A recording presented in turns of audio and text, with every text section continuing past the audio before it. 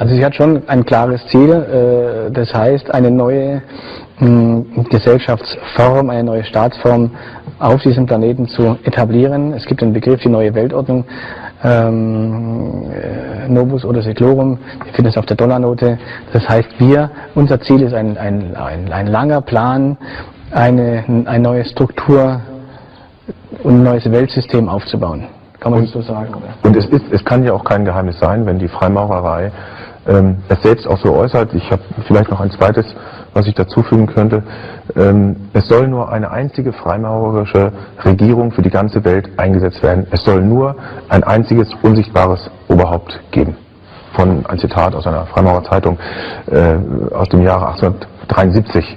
Also das ist ja eine klare Aussage. Ja. Ne? Gut. Das heißt, man muss differenzieren zwischen der klassischen Freimaurerei und diesem Illuminatensystem. Es ist ein großer Unterschied. Siehst du das auch so? Wir können sagen, das Illuminatensystem war eine Episode in einem Teilbereich der Freimaurerei. Der aber heute noch existiert. Der existiert heute noch, ja. Jetzt gibt es ja die Behauptung, dass die oberste Kraft der Freimaurerei Luzifer wäre. Was sagst du dazu? Ist es falsch?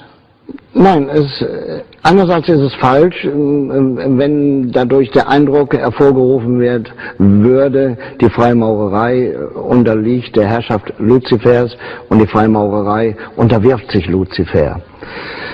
Wichtig ist, dass die Freimaurerei Luzifer akzeptiert als Macht, als notwendige Macht und eine Macht, die nicht zu beseitigen ist, die aber kontrollierbar ist oder kontrollierbar wäre, wenn man sie erkennt. Das heißt, Luzifer ist nach Aussage der Freimaurer der Herr der Welt. Ja, nicht nur nach Aussage der Freimaurer, auch nach Aussage der Bibel. At a 1991 closed-door meeting of fellow internationalists, billionaire and former CFR chairman David Rockefeller praised his media allies, but his confidence that his words would not leave the room was later broken. We are grateful to the Washington Post, the New York Times, Time Magazine, and other publications whose directors have attended our meetings and restricted their policies of discretion for almost 40 years. It would have been impossible for us to develop our plan for the world if we had been subject to the bright lights of publicity. But the world is now more sophisticated and prepared to march toward a world government. That these men aim to create a world system of financial control in private hands, able to dominate the political system of each country and the economy of the world as a whole. In short, they seek total and quiet control of the entire world.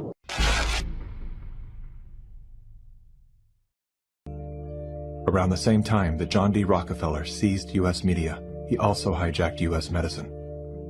When it was discovered that drugs could be produced from petroleum, America's top oil mogul ordered his army of propagandists to invert reality accordingly. Medicines used for thousands of years were suddenly classified as alternative, while the new, petroleum-based, highly addictive, and patentable drugs were declared the gold standard. After buying the German pharmaceutical company that manufactured chemicals of war for Adolf Hitler, Rockefeller leveraged his political influence by pressing Congress to declare natural healing modalities unscientific quackery. Rockefeller then took control of the American Medical Association and began offering massive grants to top medical schools under the mandate that only his approved curriculum be taught. Any mention of the healing powers of herbs, plants, and diet was erased from most medical textbooks. Doctors and professors who objected to Rockefeller's plan were crucified by the media, removed from the AMA, and stripped of their license to teach and practice medicine. Those who dared to speak out were arrested and jailed. When evidence began to emerge that petroleum-based medicines were causing cancer, Mr. Rockefeller founded the American Cancer Society, through which he suppressed that information. John D. Rockefeller is duly credited as the founder of the pharmaceutical industry, and the reason that medical error is currently the third leading cause of death in America. This is not an indictment against doctors. More than anyone, They are under the stranglehold of the single largest lobbying power in Washington. Every year, the pharmaceutical industry spends at least twice the amount as big oil to influence laws, policies, and public perception. Thanks to Mr. Rockefeller, the architect of American monopolies, no industry has more power over our lives than Big Pharma. Rockefeller's plan to scam the world work. In the 19th century, oil was used to mainly lubricate steam engines, and being the second most abundant resource on Earth, it wasn't a valuable resource until it was discovered that it could be used as fuel, and the man leading the charge, John Rockefeller. Well, to increase profit, Rockefeller had to make it seem like oil was a scarce resource, sending his scientists to the 1892 Geneva Convention to put up the front that oil contained hydrogen, carbon, and oxygen. Therefore, it had to have come from something organic, thus the term fossil fuels. However, it was never actually proven that oil came from fossils, and that while oil rigs drill up to 35,000 feet, a fossil has never been found below 16,000 feet. On top of that, Rockefeller donated over $180 million to the General Education Board, and now every textbook states that oil is a fossil fuel. So, did oil really come from fossils? I'm going to simplify another conspiracy for you once again. Okay, so let's say you're BlackRock. You're in control of 40% of the investable assets globally. You're heavily invested in literally every aspect of life. The food industry, medical industry, weapon industry, transportation, the media, everything. By the way, this isn't a conspiracy, this is public data that anyone can find. So once you have all this power, you need to increase demand in order to keep the economy going. What are you gonna do? Well, you're gonna create a crisis. Because you cannot have a $90 billion weapon industry without a war. You cannot have demand for green energy without a climate crisis. You cannot sell a vaccine without a pandemic. And you cannot create media traffic without drama. It's an entire ecosystem controlled from the upper class, and it's no coincidence we're in a perpetual state of crisis. Es ist eine wissenschaftliche Tatsache, dass die Sonne der bedeutendste Faktor für das Erdklima ist, und die Messungen sind eindeutig. Die Sonne wird heißer, heller und hat in den letzten 100 Jahren langsam aber stetig ihren Hitzeausstoß erhöht. Dies führt nicht nur auf der Erde zur Erwärmung, sondern im gesamten Sonnensystem.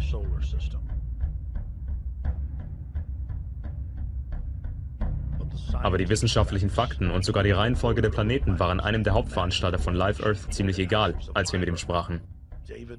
David Meyer de Rothschild, Erbe des Reichtums des britischen Zweiges des Rothschild-Clans. Als sich Rothschild in Bezug auf die Reihenfolge der Planeten korrigierte, lachte er nur, im Glauben, dass die Zuhörer sowieso nichts verstehen würden. Er zählte weiterhin auf die Ignoranz der Bevölkerung, indem er behauptete, dass die Klimaschutzlobby nichts mit Steuern auf CO2 zu tun hätte. Er hatte sich wohl in letzter Zeit nicht mit seinem guten Freund Al Gore unterhalten. Globale Erwärmung. Die Zeit für Debatten ist vorbei. Was du begreifen musst, ist, dass ein Umweltbewusstsein und Geldverdienen sich nicht gegenseitig ausschließen müssen. Es lässt sich viel Geld machen, indem man das Thema zur Sprache bringt. Aber ihr Typen fangt die Besorgnis der ganzen Welt auf, um euch einfach die Taschen vollzustopfen und die Kinder dazu zu zwingen, dein Buch in der Schule zu lesen und all die anderen Dinge zu tun. Es ist ein Geschäft, genau wie du es gesagt hast, Rothschild. Denkst du, ich mach Geld damit? Es ist das Gleiche, was deine Geldwechsler-Vorfahren in Deutschland gemacht hatten, Rothschild. Ich rede hier Klartext über dich. Wir wissen, dass es eine Abzocke ist. Ein auf Emissionen basierendes Steuersystem, hauptsächlich CO2. Wir sind zum Großteil dafür verantwortlich, für den überwiegenden Großteil. Die Konsequenzen sind schlimm und sie werden katastrophal sein, wenn wir nicht handeln. Die Polarkappen des Mars schrumpfen um mehrere Meilen pro Jahr, viel schneller als die der Erde. Außerdem schmelzen die Monde des Saturn und Jupiter. Mehrere ihrer Monde waren Eis und sind nun flüssige Meere. Wie können Geländewagen das hervorrufen, David Rothschild? Weil diese Planeten sich näher an der Sonne befinden, mein Freund. Nein, Jupiter und Saturn befinden sich nicht näher an der Sonne, genauso wenig der Mars. Ich denke, dass du verstehen wirst, dass die ganz simple Tatsache, was ich sagen wollte, und das wird mein letzter Punkt sein, es geht um deine Steuertheorie. Es ist in Wirklichkeit keine Steuer. Setzt einen Preis fest für Kohlendioxid. Eine Steuer ist der beste Weg. Ein Emissionsrechtehandel reicht auch. Wenn es eine Kohlendioxidsteuer gäbe, bestünde dann die Notwendigkeit eines für die gesamte Wirtschaft verbindlichen Systems des Emissionsrechtehandels? Es ist nicht entweder oder. Wir können beides machen, was ich auch befürworte. Die Ingenieure der neuen Weltordnung haben sich des Schicksals der Menschheit bemächtigt. Die Elite hat über 100 Jahre lang das menschliche Verhalten genau studiert und lenkt uns heute mit der Präzision von Experten. Unsere primitiven Triebe und Verlangen werden als Hebel benutzt. Die Elite hat ihre Systeme der Bewusstseinskontrolle bis zu einem Grad entwickelt, an dem sie die unbewusst durchs Leben wandelnde Durchschnittsperson wie ein Auto lenken kann. And herein lies the dilemma that we all face. Let me illustrate. Improved public health has caused the world's infant mortality rate to decline by 60% over the last 40 years. In the same period, the world's average life expectancy has increased from 46 years in 1950s to 63 years today. This is a development which, as individuals, we can only applaud.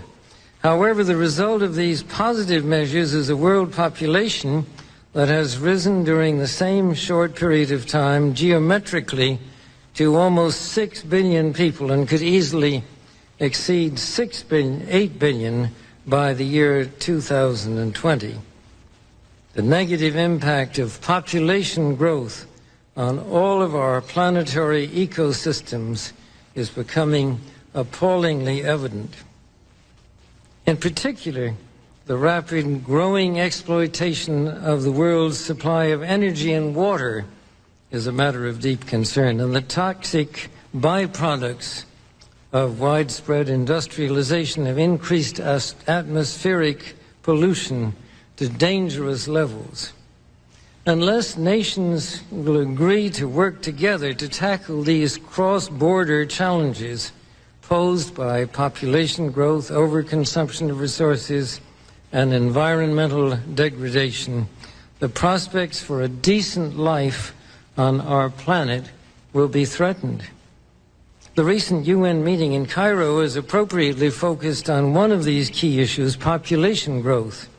But the controversies which have erupted at the conference illustrate the problem of coming to grips with issues that are deeply divisive and which have a profound moral dimension.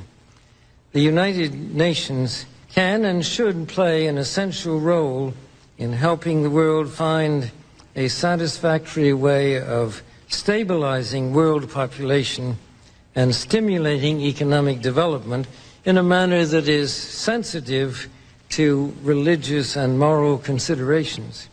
Economic growth is, of course, an inevitable corollary of a growing population and is essential to improved standards of living. But without careful coordination, unrestrained economic growth poses further threats to our environment.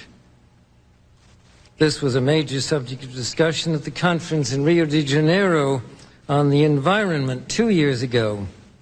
The focus then was on sustainable growth and global development. It was pointed out at the conference that growth is most efficiently managed by the private sector, but regulation of the process by national governments and international bodies is also needed. And once again, the United Nations should certainly be among the catalysts and coordinators of this process. But in addition, given the importance of unencumbered international trade in stimulating and facilitating economic growth, some of the newer economic entities, such as the European Economic Community, NAFTA, APEC, and most importantly GATT, now known as the World Trade Organization, are probably best suited to play a major role in ensuring sustainable development. Regierungen tragen durch Gesetze, die angeblich zum Schutz der Wirtschaft oder der Bürger erlassen wurden, erheblich zur Anhäufung von kriminellem Vermögen bei. Selbst das Vermögen angesehener Familien, wie der Rothschilds und Rockefellers, geht auf illegale Gewinne und Steuerhinterziehung zurück. Doch die Regierungen wollen das System nicht ändern. Das Aufspüren von schmutzigem Geld scheint für sie schwieriger zu sein, als es überhaupt zuzulassen. Der Kapitalismus ist der Schoß der fruchtbaren Kuh, aus der Milch für alle fließt. Das sagt ein italienischer Steueranwalt, Michele Sindona. damals einer der reichsten Finanziers der Welt. Als Banker der Mafia und des Vatikans und Bewunderer Machiavellis liebt er das Geld und hasst den Kommunismus. Ein symbolträchtiger Akteur in der Zeit des Kalten Krieges. Sindona verabscheut den Kommunismus und schließt sich den Freimaurern an, wo okkulte Kreise Italiens zusammenkommen.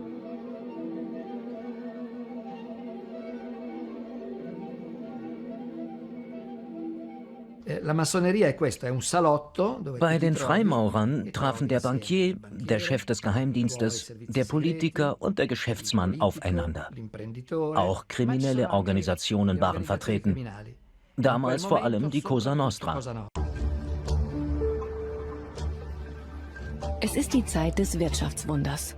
Den Menschen im Westen geht es so gut wie nie zuvor.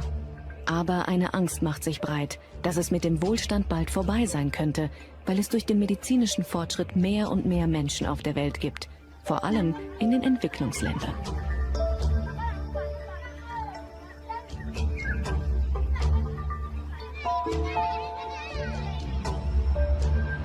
Wohlhabende Amerikaner gründen eine Bewegung. Sie wollen den Kinderreichtum weltweit eindämmen. Es sind hauptsächlich Männer.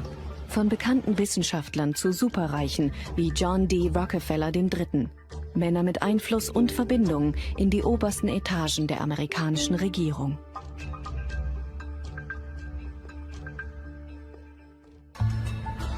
Ihre Stiftung gibt es noch heute im Herzen von New York.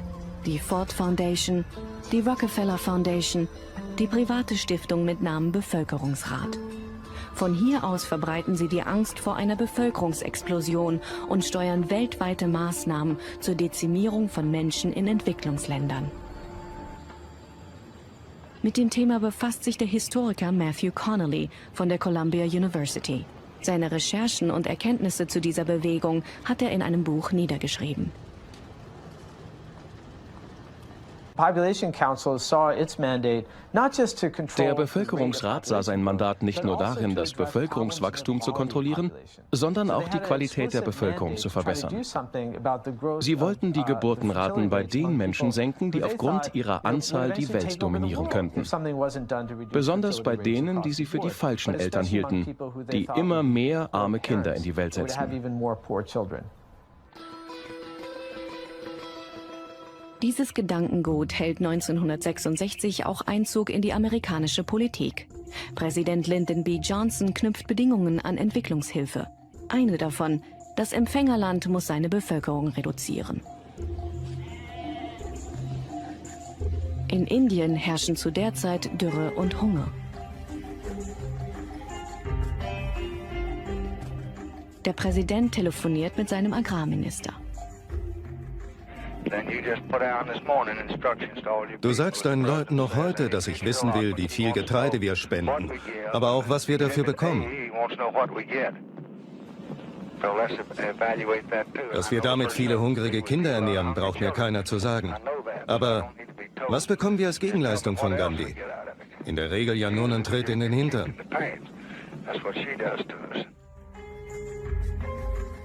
Er lässt Nahrungslieferungen stoppen, bis sich die indische Präsidentin Indira Gandhi den Forderungen beugt. Vorwürfe werden laut. Der Westen verfolge mit Bevölkerungskontrollprojekten imperialistische Ziele. Daraufhin wird bei den Vereinten Nationen eine Abteilung für Bevölkerungskontrolle gegründet, der UN-Bevölkerungsfonds.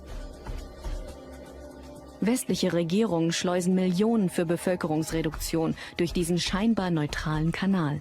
Geldgeber sind neben den USA auch Länder wie Schweden, Großbritannien und Deutschland. Klingt also zunächst ganz vernünftig. Codex Alimentarius, nichts Weltbewegendes, Ernährungsregelwerk. Unter der Schirmherrschaft der Weltgesundheitsorganisation, unter der Schirmherrschaft auch noch der Nahrungsmittel- und Ackerbauorganisation, das ist FAO, Food and Agriculture Organization. Die macht das mit der Weltgesundheitsorganisation zusammen. Läuft also im Hintergrund die Entwicklung eines Regelwerkes, das dafür sorgen will, dass all die Standards, die uns nicht gefallen, dass diese Standards alle durchgesetzt werden. Dass wir also keine gentechnisch freien Nahrungsmittel haben. dass die Gesundheitsinformation nicht mehr verbreitet werden darf darüber, dass man mit bestimmten Nahrungsmitteln, mit bestimmten Nahrungsergänzungsmitteln Krankheiten vorbeugen oder heilen kann. Dass man all diese Sachen nur noch über Pharmapräparate sagen kann.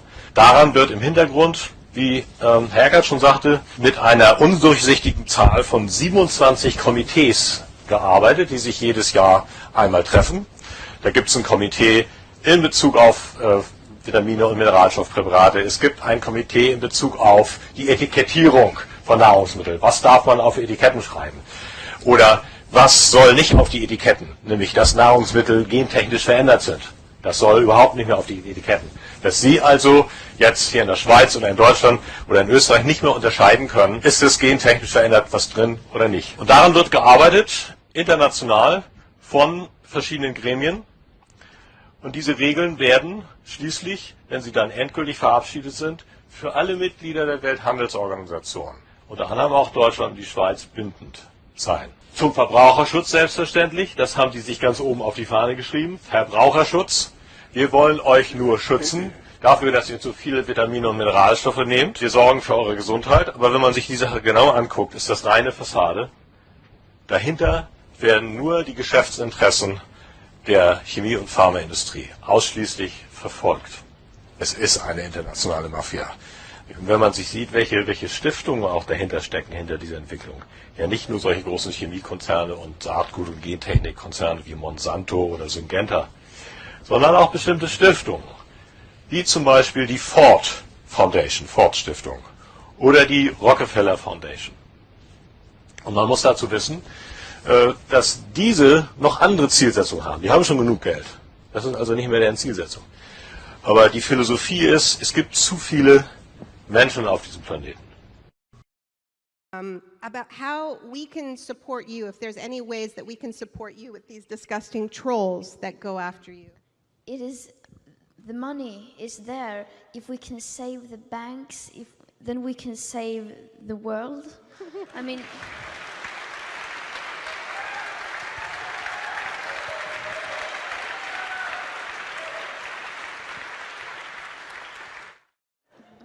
And sometimes I have like a competition with myself to find the most absurd conspiracy theory.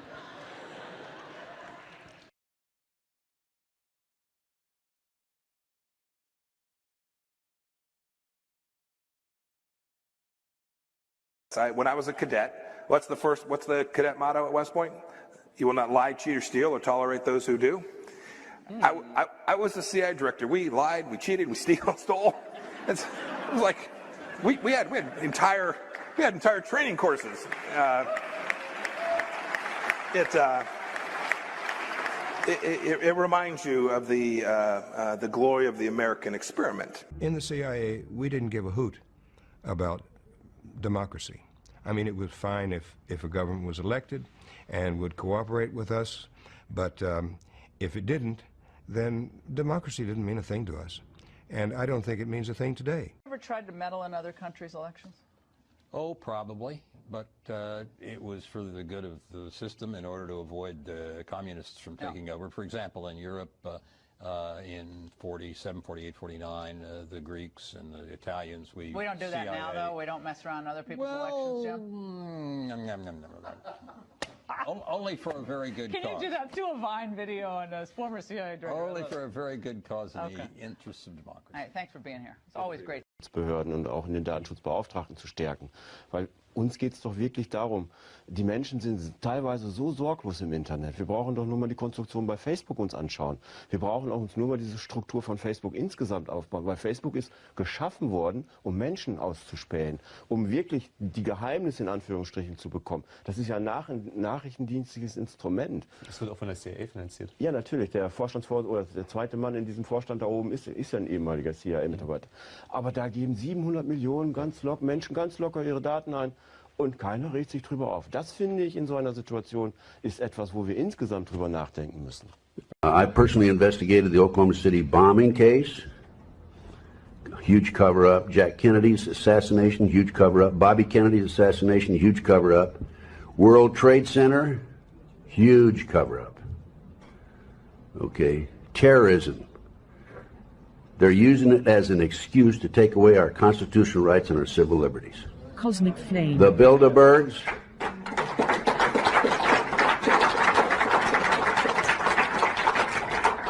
the Illuminati, Bilderberg, New World Order, globalists are the element behind this. It dovetails into the satanic movement, and this movement has infiltrated into our intelligence community, the once great FBI and the CIA. Das Weltwirtschaftsforum war nicht einfach eine europäische Schöpfung von Klaus Schwab, sondern es wurde aus einem von der CIA finanzierten Harvard-Programm unter der Leitung von Henry Kissinger geboren und von John Kenneth Galbraith und Herman Kahn.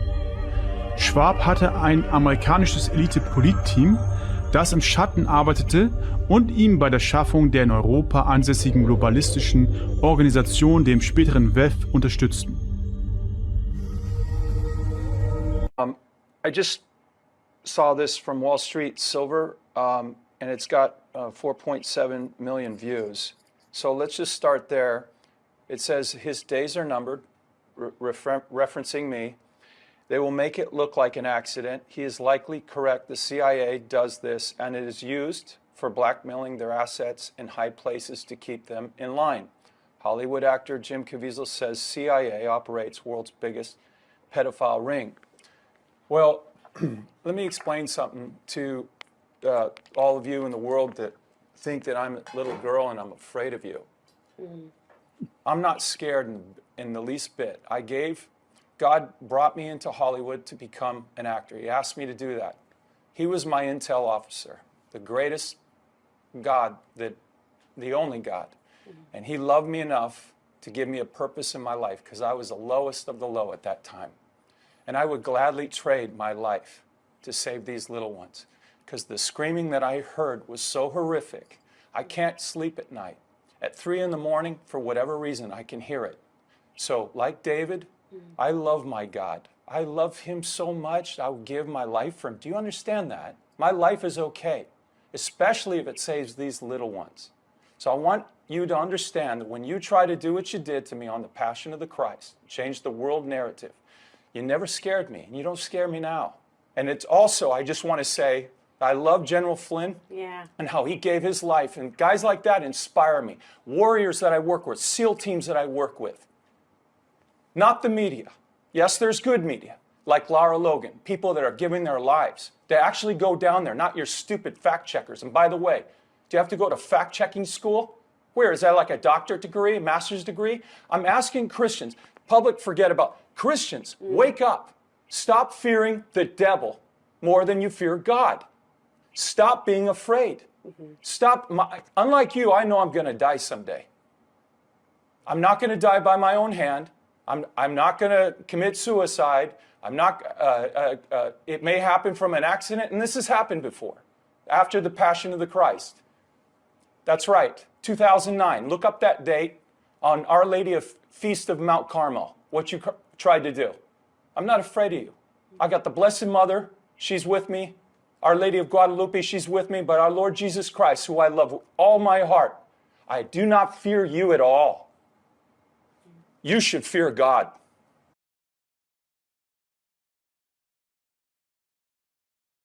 Bizarre, that's really the only way we can describe it, bizarre statements made by Colonel Muammar Gaddafi saying that swine flu, the H1N1 virus, is probably something that was created in a lab somewhere and somehow got out because they lost control of the situation. It was probably a military tool or weapon of proliferation.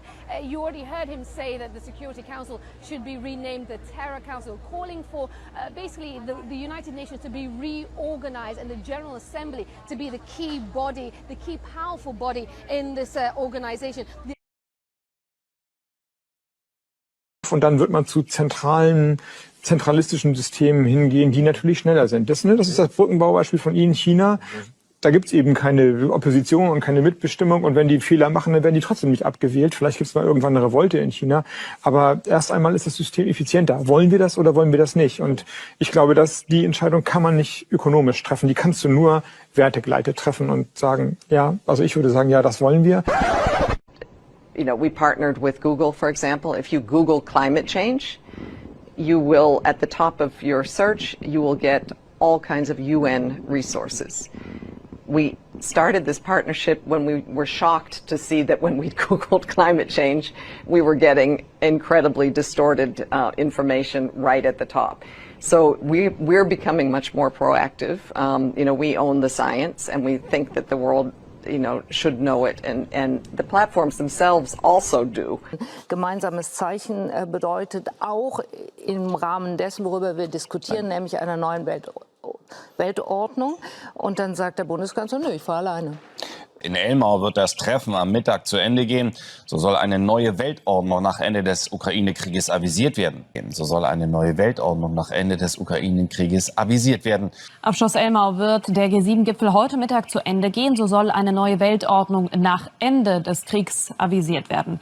Und dann soll auch eine neue Weltordnung nach Ende des Ukraine-Kriegs avisiert werden. Ja, und in Elmau wird ja heute nur noch das Treffen der G7 zu Ende gehen. So soll eine neue Weltordnung nach Ende des Ukraine-Krieges avisiert werden. Doch so soll es eine neue Weltordnung nach Ende des Ukraine-Krieges geben. Doch so soll eine neue Weltordnung nach Ende des Ukraine-Krieges avisiert werden. Denn die G7 wollen ja eigentlich nach Ende des Krieges eine neue Weltordnung anvisieren. Und so soll eine neue Weltordnung nach Ende des Ukraine-Krieges avisiert werden. So soll eine neue Weltordnung nach Ende des Ukraine-Kriegs avisiert werden. Was man sich schon lange vorgenommen hat, also die Weltordnung, die neue Weltordnung nach dem Angriff Russlands auf die Ukraine. We will be looking at what contact tracing looks like in the New World Order. And yes, it will be pubs and clubs and other things if we have a positive case there. Our response may be different if we know that people are fully vaccinated. Are you on the US or the Chinese side? Because now, progressively, a lot of people would like to see there are two orders in this world. This is a huge mistake, even for both the US and China. We need a single global order. Was am Ende aus dieser schrecklichen Phase von Pandemie und Krieg übrig bleibt, dann werden wir eine zivilisatorische Entwicklung gemacht haben. Dann bildet sich eine neue Wirtschafts-, Gesellschafts- und auch teilweise neue Weltordnung aus. Das ist ein Ziel, für das zu arbeiten lohnt, jeden Tag von heute an weiter. The question is, will that new system of digital money and digital accounting accommodate the competing needs of the citizens of all these locations so that every human being has a chance to have a better life? Because that's the only measure of whether a world order really serves. Wenn man eine wirkliche Weltordnung haben will, eine globale politische Ordnung, dann wird man nicht umhin kommen, an einigen Stellen auch Souveränität, Rechte an andere abzugeben. Das heißt, dass andere internationale Organisationen uns dann bestrafen können, wenn wir irgendwas nicht einhalten. Und davor schrecken viele Länder noch zurück. Das ist aus meiner Sicht ein wirklicher kultureller Prozess, den wir durchlaufen müssen. I think we should be maybe a little bit concerned about actually becoming too much of a single world government. Was? Was hat er denn da gesagt?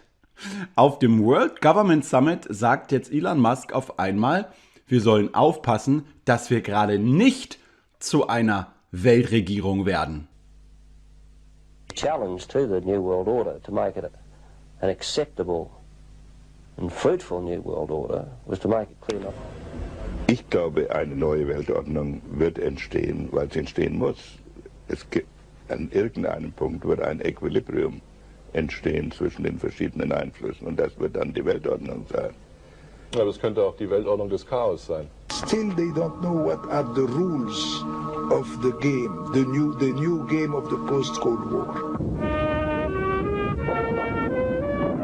A new world order can emerge, a world quite different from the one we've known, a world where the rule of law supplants the rule of the jungle, a world in which nations recognize the shared responsibility for freedom and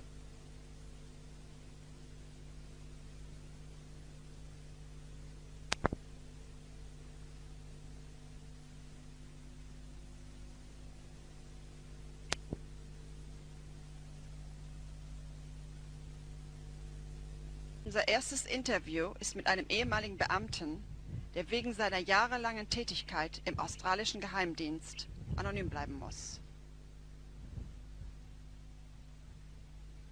Viele Menschen glauben, die neue Weltordnung ist der Zustand der Weltpolitik nach dem Zusammenbruch der Sowjetunion und des Kommunismus. Stimmt das? Nein. Die neue Weltordnung ist der Versuch einer Gruppe Internationalisten, eine selbsternannte Elite, die ganze Welt zu kontrollieren durch eine von denen aufgebaute Weltregierung. Sie wird diktatorisch sein, nicht demokratisch gewählt.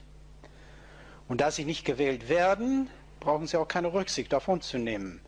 Ein sogenannter Polizeistaat. Sie brauchen auch eine Weltarmee, eine Weltwährung, eine Weltreligion, eine Weltkultur. Privatbesitz wird nicht mehr toleriert und jeder Mensch wird registriert, bekommt eine Nummer und diese Daten werden auf einem Weltzentralcomputer gespeichert. The future is not just happening. The future is built by us, by a powerful community as you here in this room. We have the means to improve the states of the world.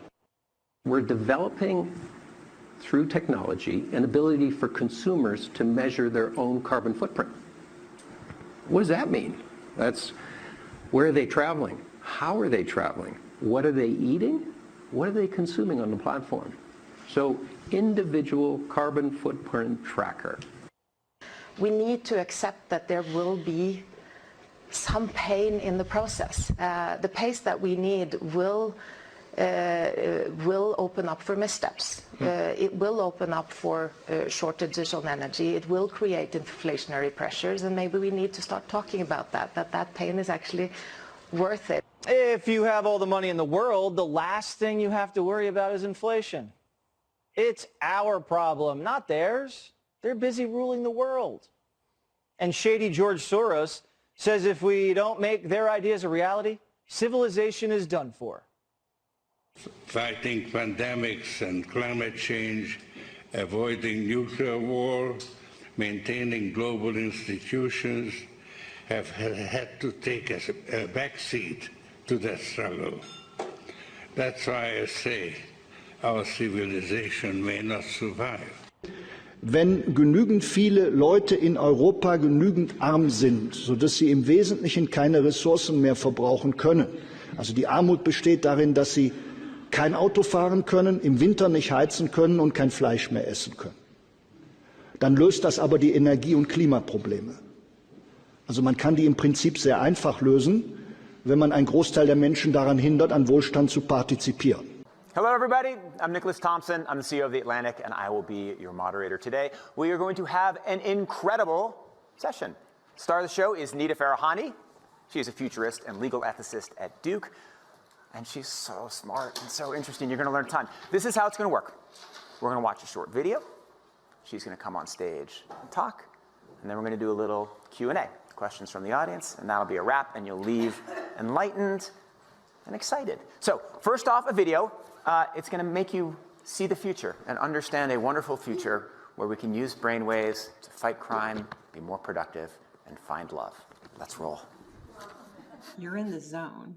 Even you can't believe how productive you've been. Your memo is finished, your inbox is under control, and you're feeling sharper than you have in a decade. Sensing your joy, your playlist shifts to your favorite song, sending chills up your spine as the music begins to play. You glance at the program running in the background on your computer screen and notice a now familiar sight that appears whenever you're overloaded with pleasure, your theta brainwave activity decreasing in the temporal regions of your brain.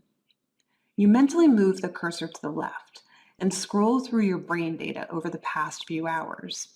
You can see your stress levels rising as the deadline to finish your memo approached, causing a peak in your beta brainwave activity right before an alert popped up, telling you to take a brain break. But what's that unusual change in your brain activity when you're asleep? It started earlier in the month. You send a text message to your doctor with a mental swipe of your cursor.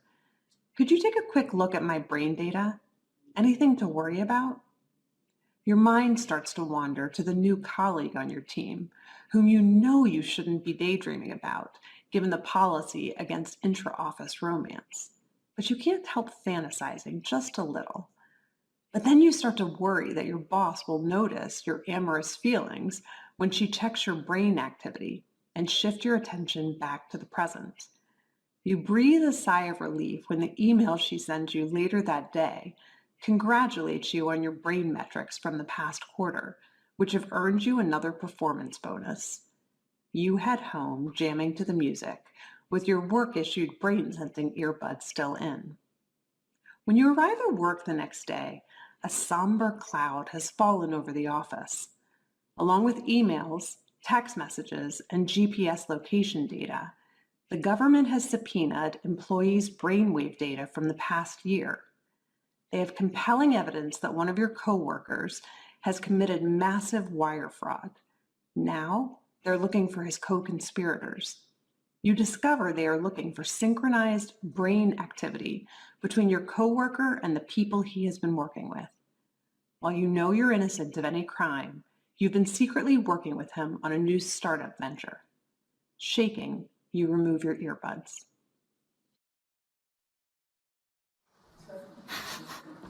What do you think? Is it a future you're ready for? You may be surprised to learn that it's a future that has already arrived.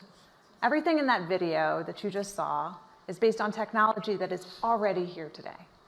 Artificial intelligence has enabled advances in decoding brain activity in ways that we never before thought possible. You've heard a lot about AI over the past few years. Here at Davos, it's been the talk of the hour. But I want to talk about it in a different way, which is the ability to decode brainwave activity. After all, what you think, what you feel, it's all just data. Data that in large patterns can be decoded using artificial intelligence. Consider this, the average person thinks thousands of thoughts each day. As a thought takes form, like a math calculation, you're happy, you're tired, you're hungry, you're elated. Neurons are firing in your brain, emitting tiny electrical discharges. As a particular thought takes form, hundreds of thousands of neurons fire in characteristic patterns that can be decoded with EEG, or electroencephalography, and AI-powered devices. In fact, what you're seeing here is my brain activity while I'm wearing a simple device like the one on the right. We're not talking about implanted devices of the future. I'm talking about wearable devices that are like Fitbits for your brain. It used to be that there was very little we could tell from EEG activity. But already, using consumer wearable devices, these are headbands, hats that have sensors that can pick up your brainwave activity, earbuds, headphones, tiny tattoos that you can wear behind your ear. We can pick up emotional states like, are you happy or sad or angry? We can pick up and decode faces that you're seeing in your mind. Simple shapes, numbers, your PIN number to your bank account. It's not just your brain activity here that we can pick up. We can also pick up your brain activity in different places, like as your neurons fire from your brain down your arm and send signals to your hand to tell you how to type, move. All of that can be decoded through electromyography, and that's what you're seeing here is a device now in the form of a simple wearable watch that can pick up that activity. And one of the pivotal acquisitions of the field, Meta acquired this company, Control Labs, in 2019, because major tech companies are investing in helping to make these devices universally applicable as the way in which we interact with the rest of our technology. In fact, the coming future, and I mean near-term future, is these devices being the primary way in which we interact with all of the rest of our technology.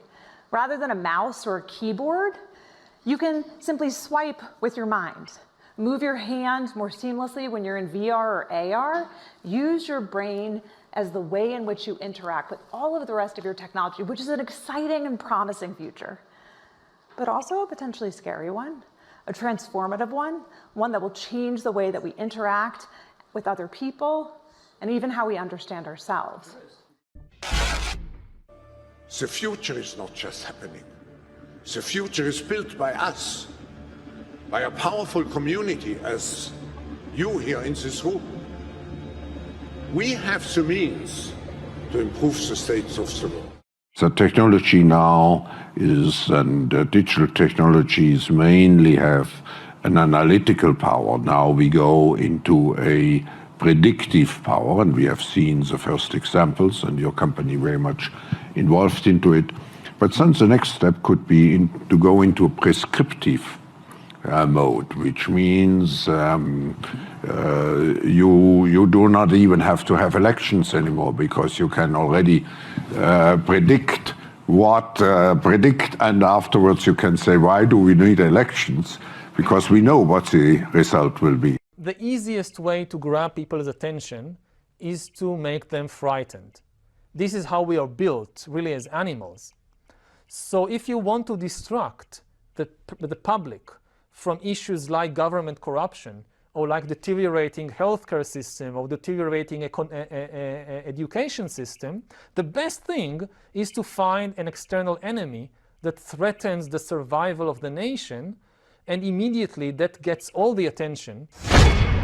Terrorism kills a handful of people, and you have all the government and millions of people terrified from it. Climate change can kill not a handful of people, but millions upon millions of people.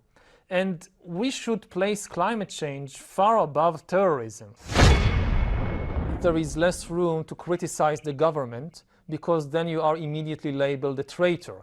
Like, this is war now. We're in a national emergency. We all have to unite around the government, and anybody who opposes that or criticizes the government is a traitor. This is like, we saw it throughout history. So it's the same logic with, with terrorism in the West, as you say. And this is why very often, even in a situation when there is no real threat, leaders are manufacturing artificial threats.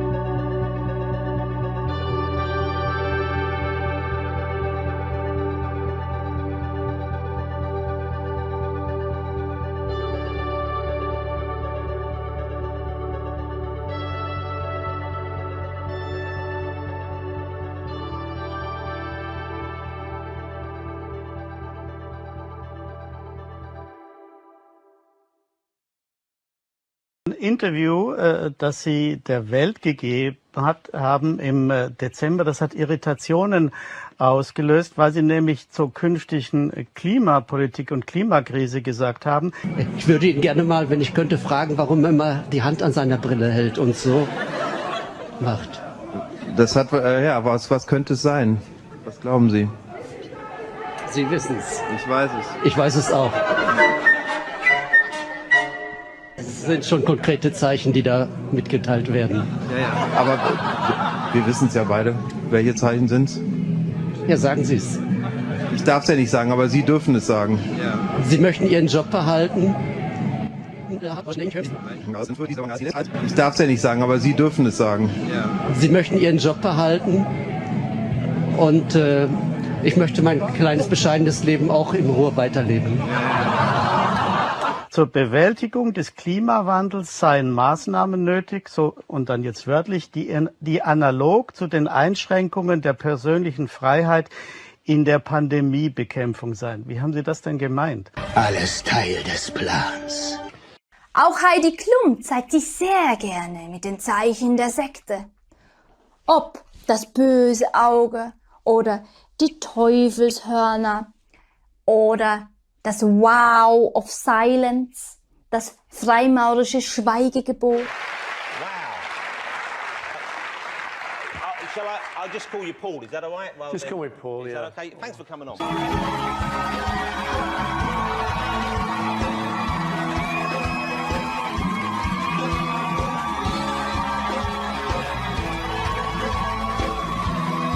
You look good. No, Was that an accident? I didn't get dressed up. Who did? There is no me. There's no you. No. We're not here. This is a dream? There's just things happening. And there are clusters of tetrahedrons moving around together. Okay. Yeah. So what's happening in our world right now? Because there is a lot of news that actually is relevant that's not that Here's uplifting. the thing. It's not our world. None That's of this the is key. real? Nope. So you're just passing We don't through. matter. We don't matter. Oh, wow. There's the good news. Okay. Das heißt, Luzifer ist nach Aussage der Freimaurer der Herr der Welt. Ja, nicht nur nach Aussage der Freimaurer, auch nach Aussage der Bibel. Thank you to Satan for giving me inspiration on how to play this role. Es ist eine Freude, heute Abend hier zu sein. Guten Abend, gottlose Sodomiter.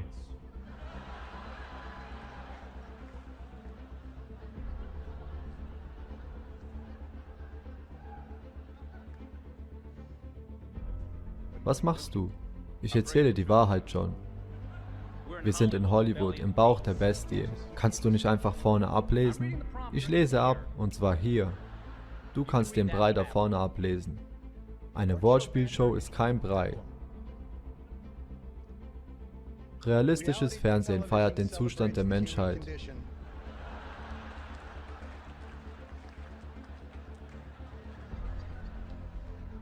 Beim Hervorheben, was den gewöhnlichen Menschen außergewöhnlich ist. Wir sind hier, um die Leistungen dieser Kategorie zu ehren, indem wir euch einen goldenen Götzen zum Anbeten geben.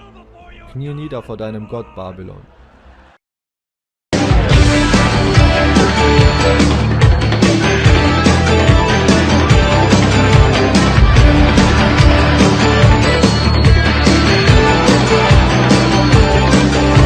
Harry Truman, Doris Day, Red China, Johnny Ray, South Pacific, Walter Winchell, Joe DiMaggio, Joe McCarthy, Richard Nixon, Studebaker, Television, North Korea, South Korea, Marilyn Monroe.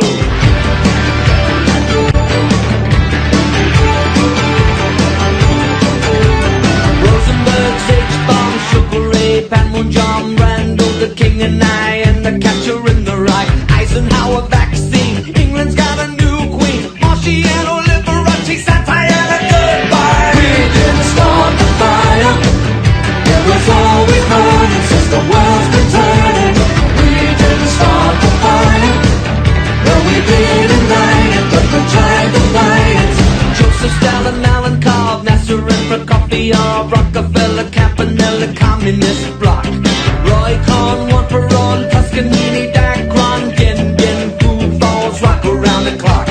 Einstein, James Dean, Brooklyn's got a winning team, Davy Crockett, Peter Pan, Elvis Presley, Disneyland, Bardo, Budapest, Alabama, Khrushchev, Princess Grace, Peyton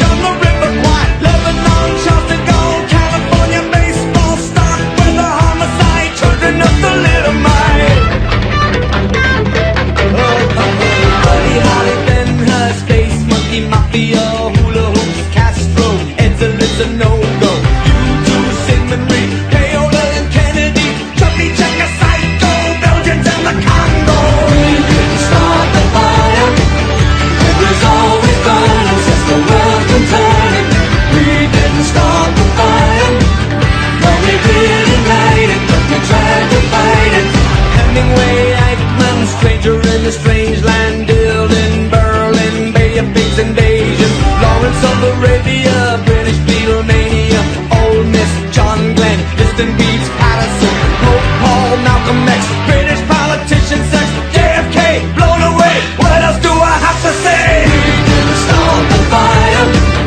It was always burning since the world's been turning. We didn't start the fire. No, we didn't light it, but we tried to fight it.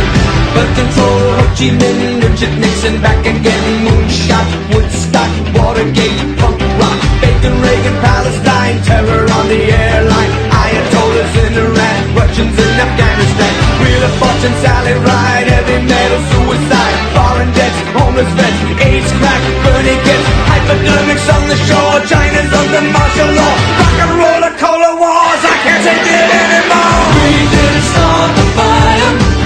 It was always burning since the world's been turning. We didn't start the fire, but when we are gone, we will still burn on and on and on and on and on and on and on.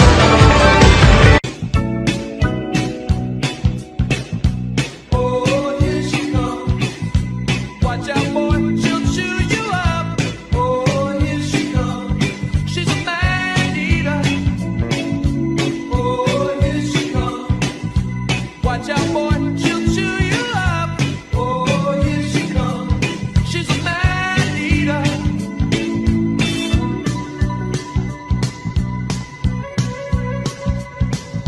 I wouldn't if I were you. I know what she can do. She's deadly mad. She could really rip your world apart. Mind over matter. The beauty is there, but the beast is in the heart. Oh, here she comes. Watch out, boy, she'll chew you up. Oh, here she comes. She's a man eater.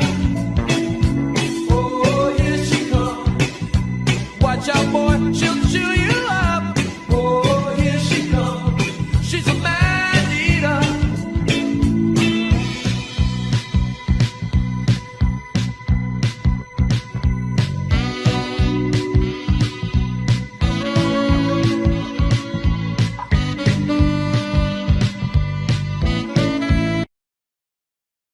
Open your mind. Open your mind. Open your mind. Open your mind. Open your mind. Open your mind. Open your mind. Open your mind.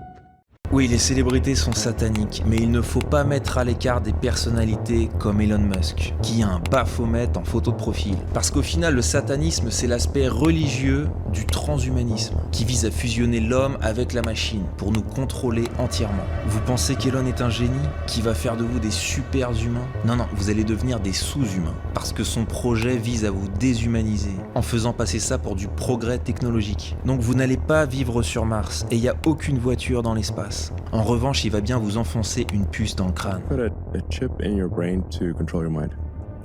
Jetez un œil à sa mère et vous comprendrez leur intention.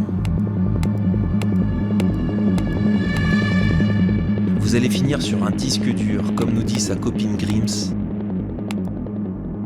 dans les paroles de ses chansons. La simulation est l'avenir.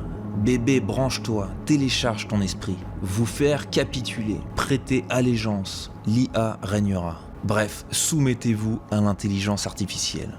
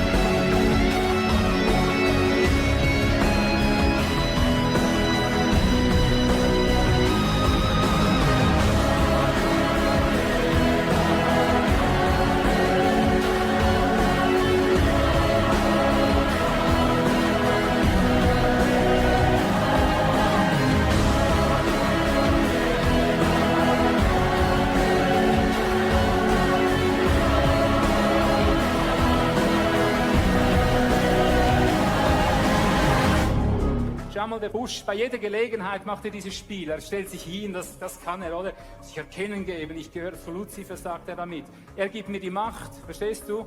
Und das sind die Leute, die heute die Welt regieren. Versteht ihr das? Das sind die Leute, die Krieg führen. Das ist ein und derselbe Club. Here's my card. MTV, aggressively reorganizing your brain. Wenn es dein ultimatives Ziel ist, berühmt zu werden, dann wirst du eine Menge tun, um dorthin zu gelangen, wie deinen Namen und dein Blut in einem Vertrag mit dem Teufel zu unterschreiben. Das ist einfach die Wahrheit. Und dies ist, ich möchte zuallererst Satan danken. Ich machte einen Deal und das ist eine Ewigkeit her und an den halte ich mich. Und zwar bis an mein Lebensende. Um was genau ging es bei diesem Deal? Um dahin zu gelangen. Da zu sein, wo ich heute bin. Darf ich fragen, mit wem Sie denn damals verhandelt haben? Mit dem mit dem Oberbefehlshaber. Ach nee, und in welcher Welt ist dieser tätig? In dieser Welt, aber auch in jener, die wir nicht sehen.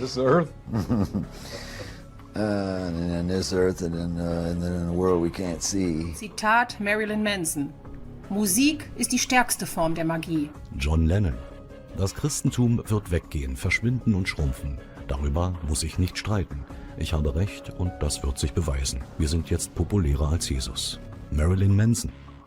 Hoffentlich werde ich den Menschen in Erinnerung bleiben als die Person, die das Ende des Christentums gebracht hat. Die Beatles. Unsere Musik hat die Fähigkeit, emotionale Instabilität zu verursachen, unorganisiertes Verhalten, Rebellion, ja sogar Revolution. Wir haben keinen Gott für die Massen. Satanismus ist eine Religion für die Elite. Es ist eine Religion für Führer. Es ist eine Religion für kompetente Leute. Es ist keine Religion für irgendjemanden, der Satanist sein will. Wir sind hier, um Leistungen in dieser Kategorie zu würdigen.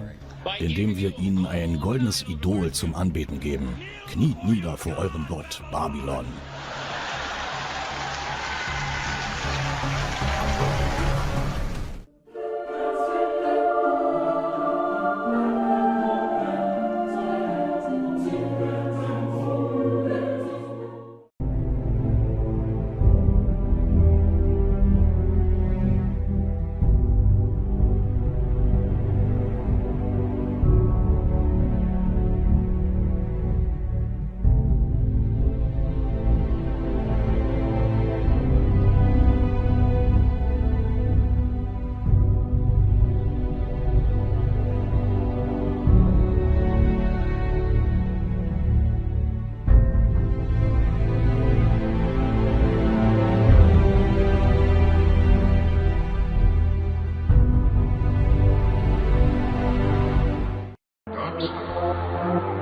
Possibly know anything about the ducks?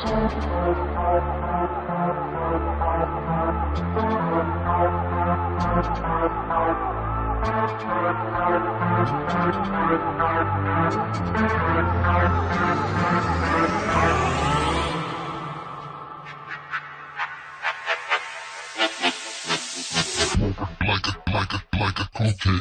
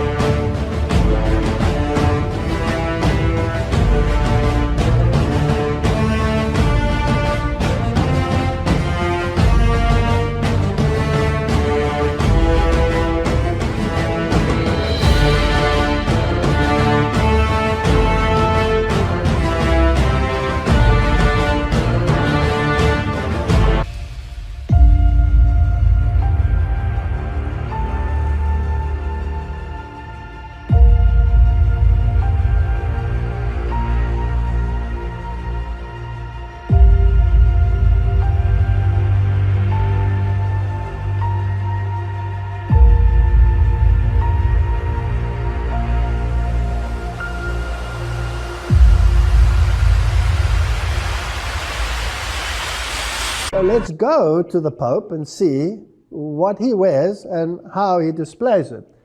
Now, Pope Francis has decided that he was going to dispense with the golden cross, and he kept the silver cross, to which he was accustomed, as his papal cross. And it has on it, and you can see it over there, the emblem of the Good Shepherd. Now the question is, because there are the sheep behind it, and there's Juno the dove, which is pagan form of the deity Juno, and is not a symbol of the Holy Spirit.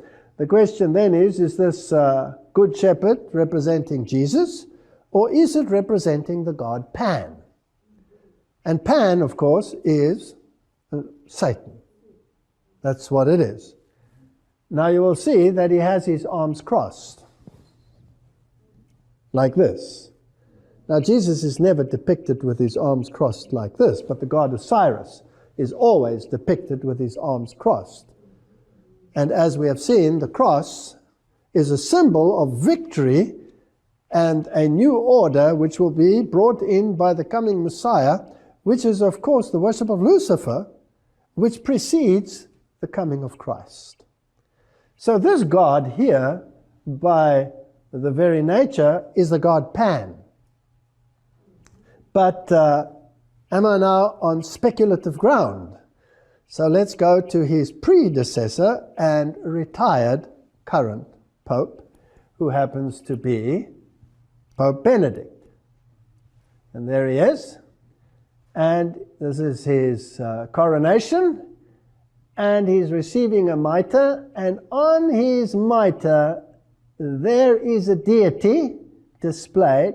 Now I've tried to increase the size, but the quality is not very good. Of course he has the broken cross there with him, symbol of the broken cross, the bent cross, symbol of victory over Christ, of Lucifer, with an emaciated Jesus hanging there. But this deity over here is playing an instrument, and if you look very carefully, you might recognize that it is the pan flute. So he has the god Pan right on his head. He's the representative of Satan on this planet. That is what the symbolism says. Whether we like it or not, that might sound incredibly harsh, and I apologize for saying it as bluntly. Und sagt mit anderen Worten, dass das die alte babylonische Religion ist, und das sind natürlich Vorstellungen von Luzifer. Also ägyptische Symbole gibt es bei den Freimaurerei, und dieser sogenannte Tod und Auferstehung hat zu tun nicht mit dem Tod Jesu Christi, sondern mit Osiris, der für uns litt und für uns auferstanden ist. Werden Freimaurer, die Mitglied werden an der Freimaurerei, absichtlich in die Irre geführt, ja oder nein? Was sagt Morrison Dogma? Er sagt, the blue degrees, das sind die blauen Grade, das sind die untersten, sind der Außenhof des Tempels. Teile der Symbole werden da, an dem die neu eingeweiht werden sollen, gezeigt. But he is intentionally misled. Er wird absichtlich in die Irre geführt durch falsche Interpretationen. Es ist nicht da für ihn, um sie zu verstehen. Es ist nicht gemeint, dass er sie versteht, sondern es ist gemeint, dass er glaubt, dass er sie versteht. Manly Palmer Hall, 33 Grad Freimaurer, sagt, der Mensch ist Gott im Werden. Wir verbessern uns also und werden Gott. George Steinmer, ein Freimaurer, schreibt, sei still und wisse, dass ich Gott bin. Ich bin Gott. Alles in alles. Die Einheit des Selbst im Kosmos. Naja, wir sind Gott. Das ist die Lehre. Und wer hat denn diese Lehre gebracht von Anfang an? Wer war es denn? Es war Luzifers Lehre im Garten Edens. Und dieses Symbol auf dieser Mütze von diesem obersten Freimaurer, das sind meist 33 Grad Freimaurer, die steht für Baphomet. Das ist diese Satansfigur, die wir hier haben. Also das Symbol ist das Symbol Baphomets, und Aleister Crowley hat das auch getragen. Und hier ist die Hauptloge in Washington, Mother Supreme Council. Da werden die Gesetze gemacht für die neue Welt. Und das Symbol an dieser Loge ist das Symbol Baphomets. Und diese Gottheit war natürlich androgenisch, männlich, weiblich. Fragen wir jetzt die Freimaurerei direkt. Wer ist der Gott der Freimaurerei? Was ist mehr lächerlich, um zu sagen, dass Luzifer der Teufel ist? Luzifer ist doch nicht der Teufel. Der intellektuelle Luzifer ist der Geist der Intelligenz und Liebe. Er ist der Parakletos, der Advokat. Aha. Freimaurer selber sagen, Luzifer ist der Advokat, der Erlöser, der wahre Sohn Gottes. Jesus Christus ist der Böse. Er ist Satan. Also wir drehen das ganze Evangelium rum. So die Goyim, die Uneingeweihten, so wie wir hier sitzen, wir müssen Jesus Christus Lehre haben, denn die ist ja bekannt und steht in der Bibel. Und wenn wir das alles umändern, naja, dann regen sich die Leute auf. Aber die Eingeweihten, die hören die wahre Lehre. Luzifer ist Gott, Jesus Christus ist Satan. Spuck auf ihn, zerquetsch ihn, er ist nichts. Luzifer hat ihn ja besiegt, hat ihn ans Kreuz genagelt, hat ihn durch die Unterwelt geschleppt und ihn ausgespuckt und er ist nach Hause gerannt zu seinem Vater. Das ist die Lehre der Freimaurerei. Und es ist eine ganz grauenhafte Lehre.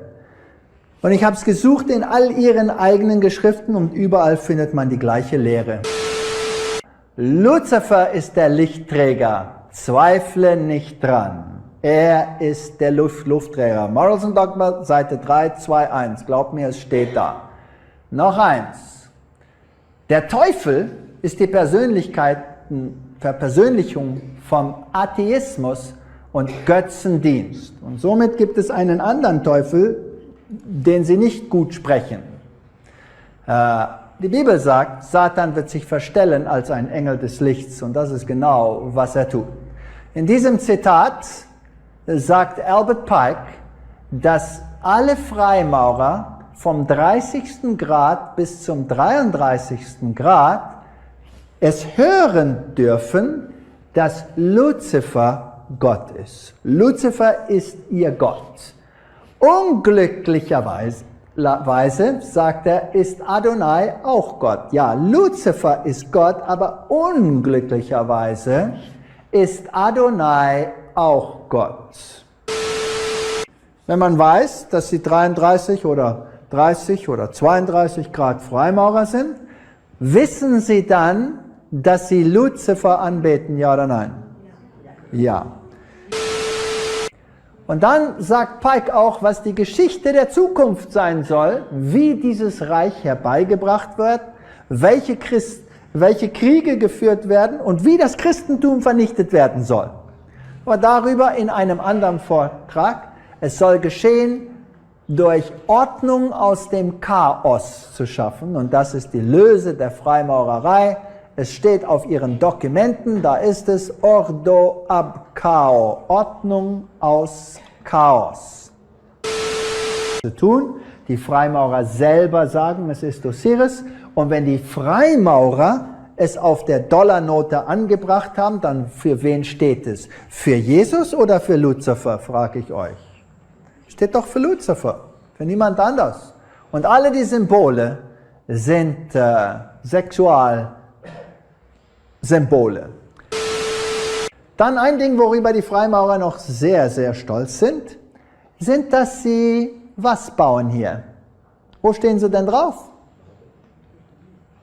Auf dem Turm zu Babel. Und sie sind stolz drauf, dass sie ein neues Babylon bauen und sie behaupten, diesmal werden wir siegen. Diesmal werden wir nicht wieder dieses Babylon vernichten lassen. Also sie haben eine sehr starke Verbindung zu Babylon und das werden wir auch in den nächsten Vorträgen sehen. Und eines Tages wird er sein Reich aufbauen auf dieser Erde, aber erst kommt das Reich Satans und Christus wird uns erlösen. Wir brauchen keine Angst zu haben. Statue called the Statue of Liberty. It's holding the torch of illumination, which is the Promethean torch of Freemasonry. And if you go to the Statue of Liberty, you'll see a bronze plaque inside saying that this was given to the government of America by the French Grand Orient Temple Masons. And it is a symbol of Grand Orient Freemasonry in America, the holder of the light. And that's exactly the same torch that is carried during the Olympics. It is the torch of Prometheus. It's not the torch of freedom. No, it's not the torch of freedom. Of the illumination. Illumination. To add also that on the back of the Liberty dime, on the back of the old dime in America, there was the fasci, which you look in the encyclopedia or dictionary, you look at the word fascism, you'll see that the symbol for world fascism was a bundle of sticks, a bundle of rods with a hatchet head. That was on the back of the Well, you see that dime. on each side of the speaker's podium at Congress. Oh, absolutely. So they have the fasci on each side. Absolutely, and it's also the symbol for the United States Senate is the fasci. But the point I want to make is that was on the old dime.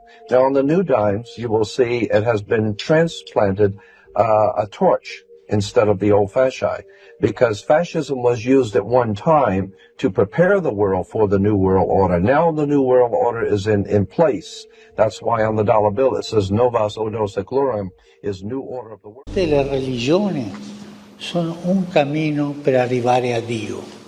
Qualcuno musulmano, qualcuno hindi, qualcuno cristiano, ma sono diversi cammini. There are different paths. Ich bin der Weg und die Wahrheit und das Leben. Niemand kommt zum Vater, denn durch mich.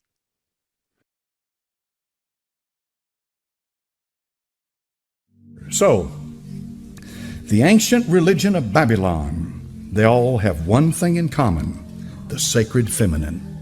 The sacred feminine. The sacred feminine. Ishtar the Babylonians, Tyre the Buddhism, Fatima of Muhammad, Sophia the Gnostics, Shekinah to the Kabbalist Jew, Mary to the Catholic, and Shakti to the Hindu.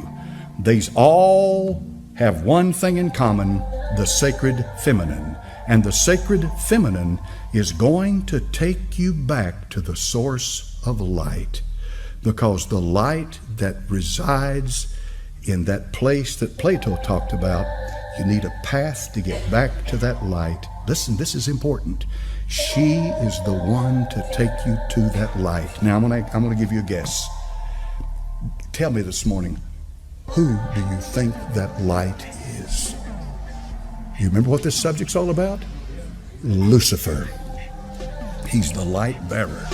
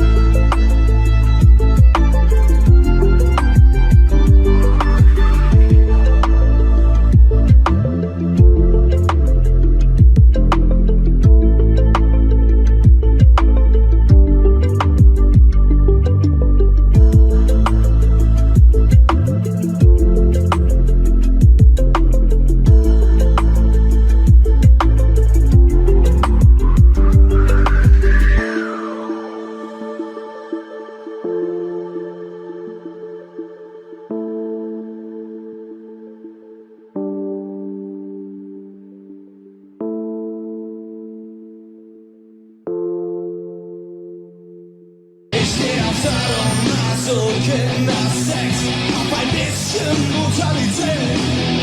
Hauptsache es ist nicht zu viel, sondern 100%ig ich. Eine richtige Vergewaltigung, ein wörtlich begangener Mord. Sowas bringt mich schnell zum Höhepunkt und ich fühle mich dabei gut. Ich will heute Morgen auch Liebe mit mir, denn einander seid gehört von ihr.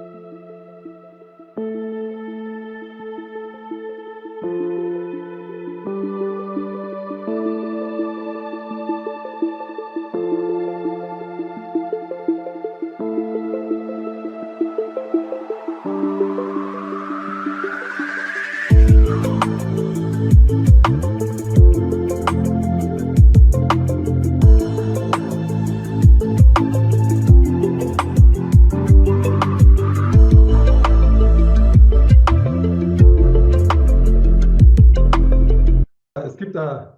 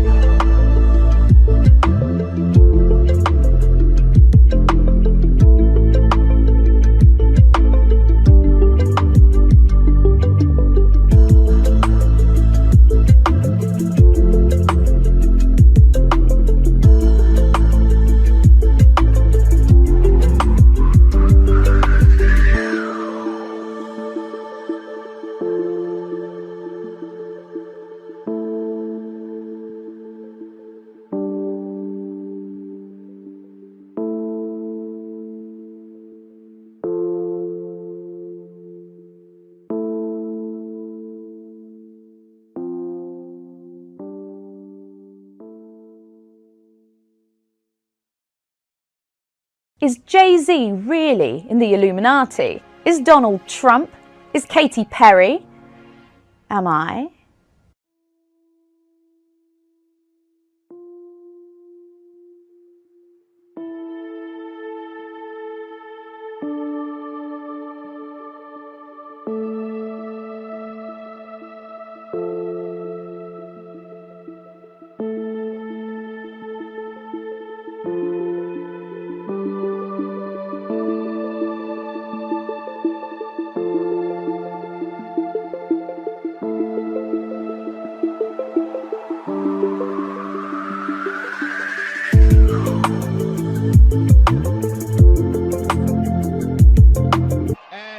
Surprise, surprise, motherfuckers.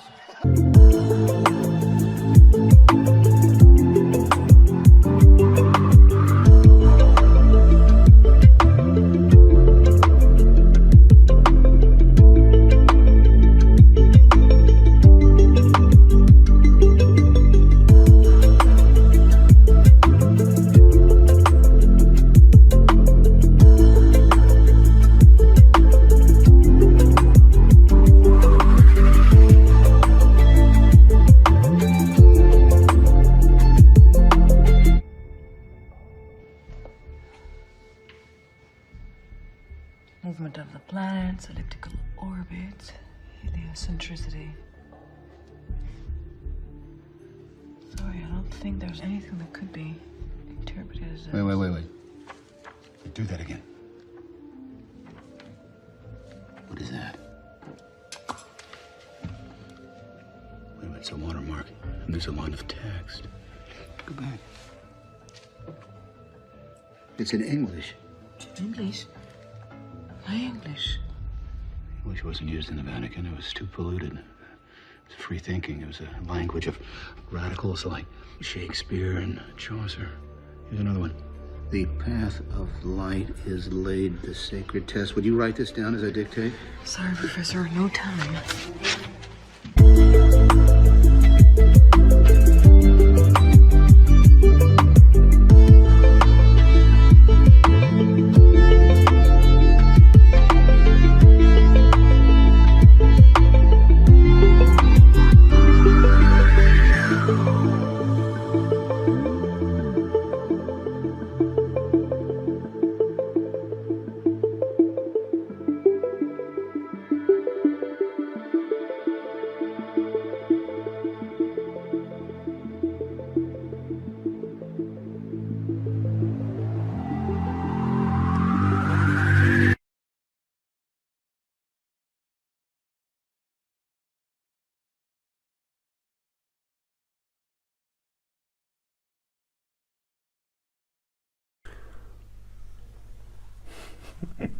Grüß euch!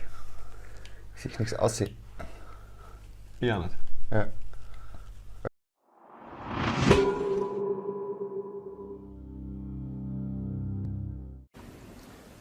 Meine Damen und Herren, 300 Jahre Freimaurerei, das ist ein stolzer Geburtstag. Er verweist auf 300 Jahre des Ringens um Vernunft, Freiheit, Toleranz und Humanität in Europa und erinnert daran, dass die Errungenschaften unserer liberalen, demokratischen und offenen Gesellschaft immer wieder verteidigt werden müssen. Zunächst einmal will mir scheinen, dass es absolut notwendig ist, uns darüber klar zu sein, was vorgeht. Die Öffentlichkeit muss wissen, was in der Welt passiert. Ich glaube nicht, dass die verschiedenen Massenkommunikationsmittel ausreichend benutzt werden, um uns über diese Dinge zu informieren. Sie sind primär darauf gerichtet, die Aufmerksamkeit der Öffentlichkeit abzulenken. Sie bringen uns alle Arten von absurder Unterhaltung ins Haus. Wir müssen aber erkennen, was vorgeht. Und wenn wir uns dieser Dinge bewusst sind, dann müssen wir ernsthaft darüber nachdenken, was getan werden kann. In vieler Hinsicht ist das sehr schwer. Es ist zum Beispiel sehr schwer zu erkennen, was wir mit dem Problem der Überbevölkerung tun sollen. Und zwar in der kurzen Zeit, die uns noch bleibt, bevor sich ihre zerstörerischen Auswirkungen auf dem sozialen Bereich entfalten. Auf dem Gebiet der Überorganisation zum Beispiel können wir, glaube ich, eine ganze Menge tun. Ebenso auf dem Gebiet der revolutionären Entdeckungen, direkt auf die Seele des Menschen einzuwirken. Ich glaube, wenn Moralisten, Theologen, Politiker und Gesetzgeber zusammenkommen, um über diese Probleme zu diskutieren, kann man gesetzliche, politische und erzieherische Mittel finden, die garantieren, dass diese ganzen revolutionären Entdeckungen, die jetzt und in Zukunft gemacht werden, zum Wohle der Menschheit eingesetzt werden und nicht zu ihrer Erniedrigung und endgültigen Versklavung. Das ist unsere beste Hoffnung. Es ist keine sehr rosige Hoffnung, aber es ist unsere einzige Hoffnung. Und wir müssen uns dieser Dinge bewusst werden, wie ich schon sagte, und wir müssen dann unsere ganze Intelligenz und unseren guten Willen einsetzen, um die rechte Lösung zu finden.